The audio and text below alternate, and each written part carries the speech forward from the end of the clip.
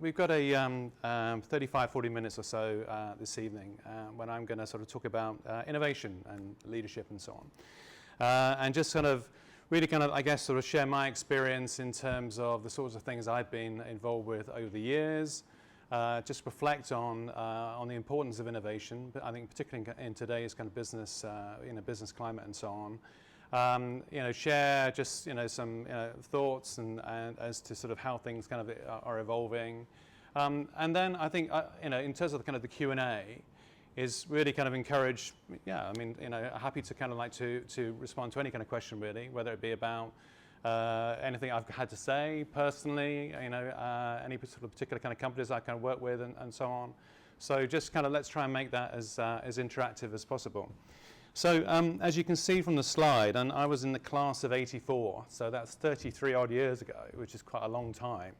I was saying to someone earlier, actually, there used to be a pub down there, which is now completely kind of gone, which is a shame because it was actually really quite handy to go to in between lectures and so on. A great deal of kind of change has taken place at London South Bank. And it's fantastic kind of to see that it seems to be kind of a thriving kind of university these days, doing excellent things, and it's kind of great for me in a personal sense to be back here and just doing my little bit and sharing my kind of experience. So without kind of further ado, my kind of topic tonight is really about the importance of innovation and sort of in terms of kind of keeping ahead of the curve. I'm not a lecturer. I'm not kind of going to share any sort of like any great models or anything like that. It's just really going to be about me kind of sharing experience, talking about sort of things which I think are important in this kind of in this area, and really trying to sort of to give a a personal kind of perspective.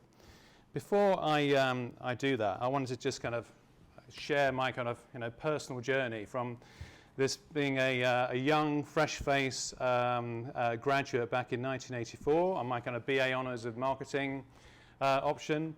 I had hair then, as you can kind of see, and then through to kind of where we are now. See, it was the Polytechnic of the South Bank when I was here, now London South Bank University. And it's been an interesting kind of journey, but I feel very much that LSBU was important in terms of actually kind of setting me up for my kind of career.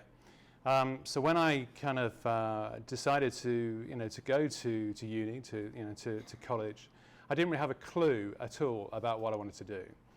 I just kind of knew that I didn't necessarily want to work right now, and so I just thought, okay, well, business studies, that seems like a good option to do in terms of kind of developing my kind of knowledge and experience and so on, and give me some options for the future. Nothing more than that. And in terms of kind of looking around the various kind of colleges and so on, I was quite keen to come to London. And South Bank seemed to be a great offer a kind of a good selection of courses and a number of other things. So I look back on my time at London South Bank really quite fondly. I'm still in touch with a good number of people who I was friends with then. They're kind of scattered to the various kind of corners of the world now, but are all doing kind of fairly well for themselves. So in terms of it being an important part of my life, it certainly kind of was, because it kind of gave me a good grounding and set me up with some great friends and relationships, which have kind of stood at least 33 years of time. In terms of leaving South Bank, I kind of was all set for a career in advertising. That's what I wanted to have. All right, so I was in one of the kind of most interesting kind of areas and lecturers that we had in the teaching or kind of lecturing in the college then was in the kind of advertising area, and I was kind of sold on that. That's what I wanted to do as a career. Unfortunately, it was a fairly kind of tough kind of career to get into. So having sort of tried around various agencies and kind of drawn a blank, I then kind of decided to go and try the media route, which is kind of how I ended up at News Corporation, which was kind of working on the Times, Sunday Times, and Sunday Times Magazine, essentially kind of selling space. And it's a great kind of starting point, I think, in terms of any career, is really kind of is to have a sales dimension to what you do, because it toughens you up. And you kind of realize that selling, that selling is a really, really important part of the kind of of this world, whether it be in a sort of like a business sense or any other sense, the ability to be able to kind of sell an idea. So in terms of that kind of that experience, was important in sort of transforming me from a, enthusiastic kind of young graduate into being someone who was, competitive and kind of, worked hard and did what I needed to do in order to kind of get on in terms of that kind of initial kind of early period. I then left News Corporation, had a bit of a hiccup, which isn't on there, in terms of with a financial services company. It was at the time a kind of big bang, where there was this kind of explosion of kind of financial activity. You had a whole bunch of kind of new regulations coming in, et cetera, et cetera. So I had a brief sort of foray into the world of commodity futures and broking, but decided it kind of wasn't me. So after about 4 or 5 months, I kind of left. Went to the Prudential in a kind of like in a marketing, and began my kind of marketing career. It was at the time when financial services companies were hiring people from into the kind of the market, people from the marketing profession. So you had I took it to a chap earlier who was at HSBC or Midland Bank as it was then. And there was a guy there called Kevin Gavahan who was brought in from sort of FMCG to bring marketing into kind of banking and financial services. And I had a boss at Prudential who came in from Safeway supermarkets, and it was the same sort of thing. They wanted to bring people outside of finance into finance in terms of to kind of help sort of get the customer more at the heart of what they're going to do, and actually have a better approach to their kind of marketing and of their kind of products and so on. From the Pru, I then got switched into working for Reuters, which I kind of saw as being a fantastic sort of opportunity to leave the world of finance, do something more interesting in the world of kind of infotech as it was then. That kind of business was very much about entering in search terms into a search engine and getting back information on the particular item you were kind of searching for. Sounds remarkably similar to kind of Google in some ways, but nothing like as kind of powerful as kind of Google was. And you'll notice actually on the sort of the little World Wide Web symbol, that was at the age where the internet was just coming into being. So so Berners-Lee had sort of had developed his kind of thinking there, but the internet was really kind of a librarian's tool, and and you were starting to get kind of businesses then thinking about, well, how could we use this? And it was very much kind of, but it was very much in the early days. So it was quite pioneering kind of what Reuters were doing in terms of their business and so on, but subsequently quite overtaken by a number of other events. So I then had a number of kind of moves. Following that, I went to NatWest to head up their kind of their national marketing group. So responsible for the NatWest brand for a variety of different programs which they were running, which was some, a great experience. It really gave me a kind of a very good grounding in marketing. I then switched into the world of cards, into payment cards. So initially with a move to MasterCard, and kind of for me then, I was looking to sort of, whilst I was in financial services, then cards seemed for me they kind of represented the sort of like the FMCG of financial services. It was kind of tangible. It was in your in your wallet. You were using it on an everyday basis. It wasn't like a dry and boring product like pensions or mortgages and so on. So really kind of got into the kind of card payments. Really had a great time at MasterCard, did some fantastic kind of things there, jumped ship to Visa where I was there for almost 10 years or so, and latterly as Sarah was saying, then I was responsible for mobile payments, which we'll come on and talk about in a second. I'm now, having left Visa at the end of 2015, I'm now sort of in a what they call having a portfolio career. So this is kind of where you wear a number of hats. So here on the board, there are a number of kind of hats I kind of wear. Some companies you may have heard of, some you will definitely not have heard of. One of them is a sort of like a top secret one in the kind of like bottom right-hand corner in terms of what I'm doing now, so I won't say who that is. But yeah, it's kind of a fun and interesting kind of experience to be working not just with one company, but working with a bunch of different companies. And these are very much all kind of fintech players. In terms of what they do, Yo-Yo you might be familiar with because actually it's accepted at LSBU. You can use your Yo-Yo wallet to buy stuff at the kind of the canteen or restaurant and so on. So that's, so you may well have heard of that. Yoti is an interesting kind of digital identity business, which is very much a startup and trying to sort of get a new way of sharing your identity so that either in a person-to-person sense or online, you can kind of prove who you are and the person you're dealing with can kind of prove who they are. So it's an important sort of new technology there.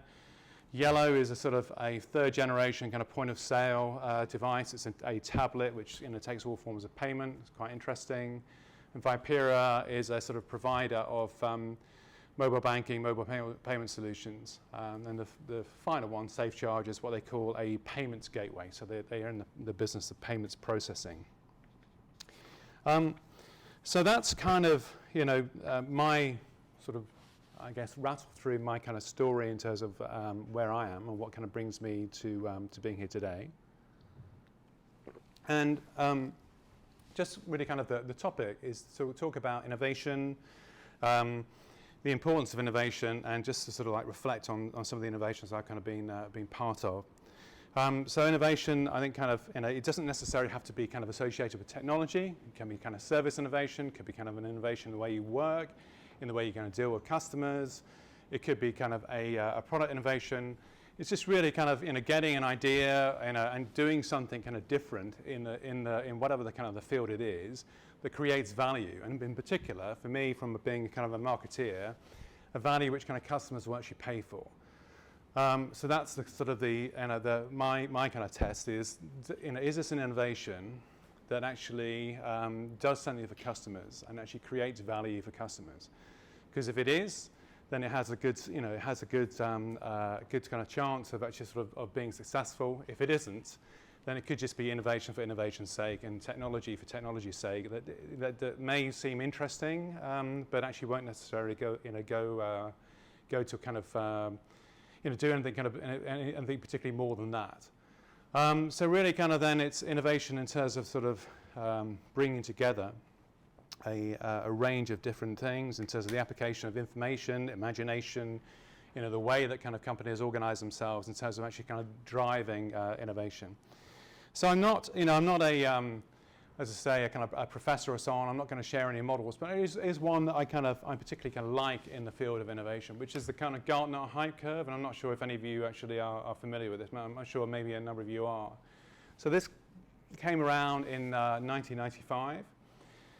And really is kind of, sets out the kind of the journey that tends to happen in terms of innovation and particularly in kind of terms of technology innovation, where you have this trigger. You then go through these kind of various stages where you get the sort of, there's an awful lot of hype about things. Things kind of then sort of like settle down a bit, and then it becomes into kind of a more of a productive kind of in a sort of like stage of engagement.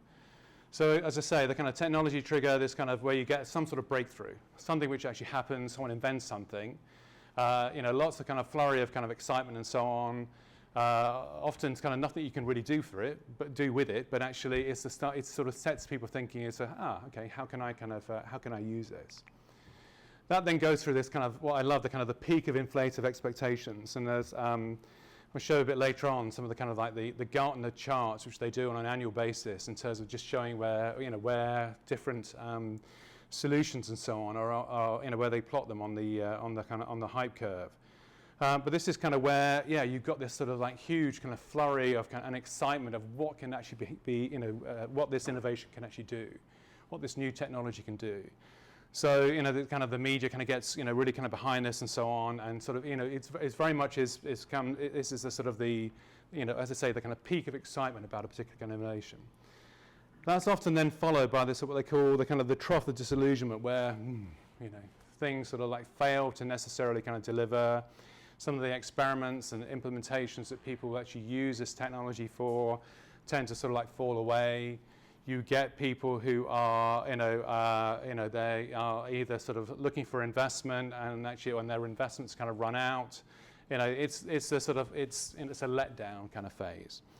Followed then by this kind of slope of enlightenment, where you've had this kind of shakeout of the different of the people who aren't going to really kind of make and progress with this technology, people who are then starting to use it in the right kind of way, and to really kind of make some meaningful difference. And that then sort of goes through onto this kind of plateau of productivity where mainstream adoption sort of takes place. So it's an interesting approach, I think, to kind of like to charting innovation. It's quite interesting in terms of looking at 1995. This is their sort of first hype chart, and you can see that sort of, as I say, the information superhighway at that time was very much at that sort of peak of inflated expectations. I mean, one would kind of suggest that actually that's now kind of moved and probably a different sort of growth curve on there in terms of just the way it has radically kind of changed all of our lives. And of course, we've had different sort of like different cycles of that. You had the initial kind of wave of internet, and actually how internet was going to change things, and the kind of dot-com bubble that kind of went away. Interesting. I was listening to a lecture a year or so ago, where someone posed the question, why aren't there any kind of big European sort of tech companies? Why are they all kind of US based? And the answer that was kind of given was essentially that in the US, when everything kind of went bust, they didn't necessarily have any sort of other businesses to kind of go back to. So they kind of persisted with it, whereas actually in other kind of parts of the world, they kind of reverted to sort of like to more traditional kind of ways of doing things. And in terms of them, continuing to pioneer things, and actually that's how that you've got these sort of big unicorn kind of companies, these giant sort of tech companies, who just kind of persisted with the technology and actually kind of and drove their kind of developments, and now sort of are kind of running the world in many places. So an interesting sort of model. Let's look at the kind of the 2016 one. So it's kind of, and how they do this, they kind of chart where a technology is in terms of, how far away is it from kind of reaching this kind of this plateau of productivity? Is it sort of less than 2 years, 2 to 5, 5 to 10, or more than 10 years away? And I always kind of, look at it on an annual basis and just kind of see, what's what and where things are at. And half the things you think, well, I have no idea what that is. But it kind of, sort of sparks the, okay, must go out and sort of find out about that. And they've actually now started to do not just for sort of emerging kind of technologies, but for different sort of like segments. In a sense, there's one for digital marketing and advertising. So it's an interesting approach, just really, I think, to sort of like to charting innovation. Coming sort of like closer to sort of where I am and my sort of businesses I've been involved with, then a couple of sort of, I want to just reflect on a couple of kind of major innovations in the last sort of 50, 60 years or so, and one of which is actually the credit card, which came into the UK back in 1966, a good year for other things, but actually it was when Barclaycard first launched their credit card in the UK. And since then has been continued kind of to develop, evolve, and pretty much then is the around the kind of the world. Then there are millions and millions and millions of credit cards in issue, and very much we kind of credit cards, debit cards. We take these kind of things very much for granted, but they are kind of how the world sort of buys and sells things. And if you think about sort of some of the innovations which are kind of connected into cards, one of which you would say is like online. So businesses like Amazon and so on wouldn't exist without credit cards in the way that they are, if you think about it, because online is a kind of a world which there is no cash. You've needed to have solutions, for payment solutions, that enable you to buy stuff.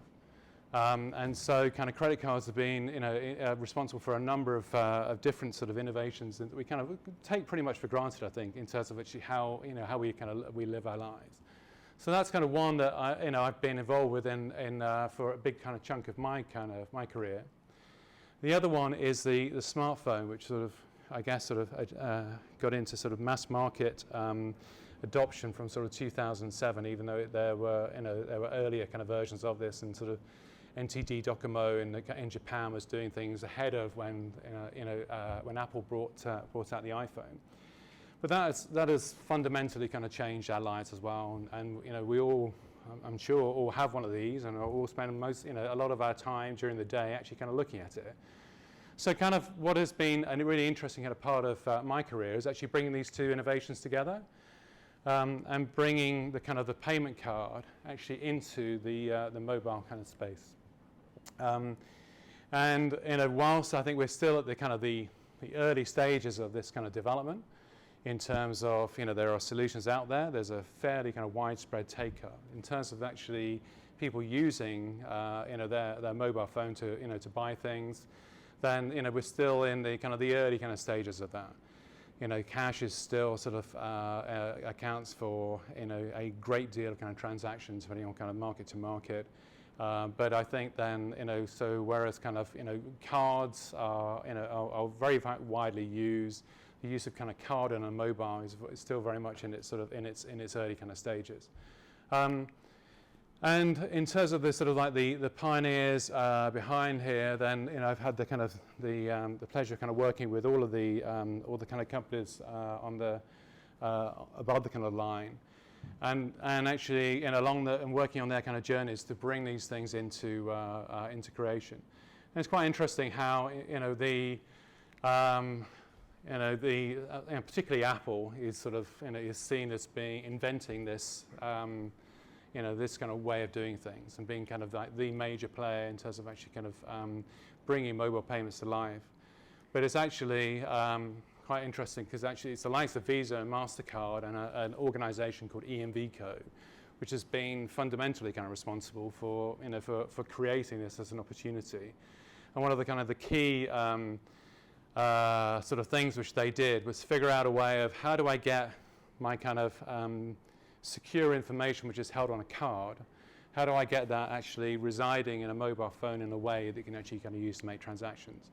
So kind of then that was their kind of big innovation in something called tokenization. And these guys have all then kind of used that innovation to bring, and using the kind of the power of their kind of brands and their own kind of tech, which has been, which is pretty powerful as well, in terms of utilizing kind of payment scheme technology to bring these things to to market. So it's been a fascinating kind of journey, kind of working with each of those players, and actually kind of to try and kind of create this new way of doing things. And my kind of personal mission has been, to sort of like to do away with cash around the world. That's been sort of in terms of my kind of, once I got into the kind of the card and payments world, was, all right, just as a kind of career objective to kind of remove cash. Who needs it? You don't need this kind of these notes and coins and things. There's a much better, sort of more efficient way of doing things. That's kind of been one of my sort of personal kind of drivers. But actually, and people ask me the kind of question, well, when do we get rid of cash? When does that kind of happen? And whilst I do think that for sure it will happen at some point, then there tends to be sort of these innovations and these kind of new ways of doing things do take a while to come out. So it's kind of 1994 is when you had like chips on cards, and some of you will kind of remember when that actually kind of came in. Others probably not. There's then been this sort of evolution, and we're now in this kind of phase where mobile as a companion to people, for people actually using their sort of their cards to pay. But that will then sort of shift in being that actually plastic card is a companion in terms of people who just be using their mobile for everything, and that would be just the way they kind of do things. And then at some point, then we won't have these things anymore. We won't have cash anymore. It's always a kind of interesting thing, I think, to sort of to follow the money on things. And as a prediction, there was a prediction the other day from Gala Casino, the kind of gambling group, who actually had a world without cash would be in 2043. Seems an awfully kind of long way off. Recent kind of stats from in the sort of, if one looks at around the kind of UK and kind of contactless, that contactless is now accounting for about 35–40% of transactions in London, in the kind of London area. So it's kind of very much become a kind of prevalent, more and more prevalent kind of way of doing things. So I think then people are really quite used these days to sort of using their card to buy their cup of coffee or their newspaper or whatever it might be. So I think 2043 is certainly overstating it, and it will be much earlier than that, although it may not be in certain parts of the world. So just kind of moving then a little sort of beyond the kind of the payment piece as such, and just kind of reflecting on what's happening, and I'm sort of really kind of very much kind of thinking about the world that I'm kind of working in, which is kind of banking, payments, and financial services and so on. And that once with the evolution of having these devices, that's where we do all our stuff. It's quite interesting because it's moving that kind of relationship sort of further away from the providers that we've normally kind of associated, who's normally associated with, like banks, insurance companies, and so on. And those are the people who are our kind of service providers. And our way of kind of accessing them is actually sort of, we're moving sort of further away, and it's actually through the device that we're actually kind of engaging. And I think that's kind of, that's important, kind of in having that sort of, for these people who are down here, is recognizing that their relationships are potentially sort of like moving further away. And really kind of it's this need to interact kind of directly with your bank or so on, or other kind of provider. It's become gradually kind of reduced. And I think that has real sort of profound implications for sort of banks, finance houses, but actually you could take it into other businesses as well. So it's kind of interesting in terms of, as I say, the kind of the device really is that sort of, that is that tool. It's through that kind of device that we determine who we kind of deal with. It's quite interesting. This is a sort of like from a sort of a Siri patent that Apple kind of put in. It's kind of clear that actually, that then having sort of financial institutions just becoming a menu item on an Apple kind of like service, it's more than just a sort of like a fancy. This is going to become the reality. That the device is going to give you a set of options, and then you kind of choose which one of those options you have. But it's the device, and that's where you have the relationship kind of with. So I mean, in terms of this kind of industry, then banks have for hundreds of years had this really kind of important kind of position in our lives, and we haven't necessarily liked them. In fact, most people don't like their bank, but they do actually trust them. And but they have been the provider in this, for a bunch of things, from just sort of like buying and selling stuff, saving, buying a house and so on, whole bunch of different things. But it's quite interesting how the sort of fintech revolution and new people who are thinking of new ways of doing things, using the sort of the advances in mobile technologies and other sort of web technologies, are completely changing this space. And it may well still be the kind of the big banks and other kind of providers who are the important players in it, but it's not necessarily going to be the case that it stays that way, because for each one of these now, there are a whole bunch of different people who are doing things in a very different way, and people who don't come from a banking and payments environment. They are people who actually see the opportunity, kind of see where there are kind of pain points associated with sort of how things are currently done, and think actually there's a better way. You can do that in a better way. You can create more value and drive more value for the customer. And so, undoubtedly, whilst a number of these kind of players you won't see become sort of major kind of consumer names at all, for a good number, I think you particularly kind of will.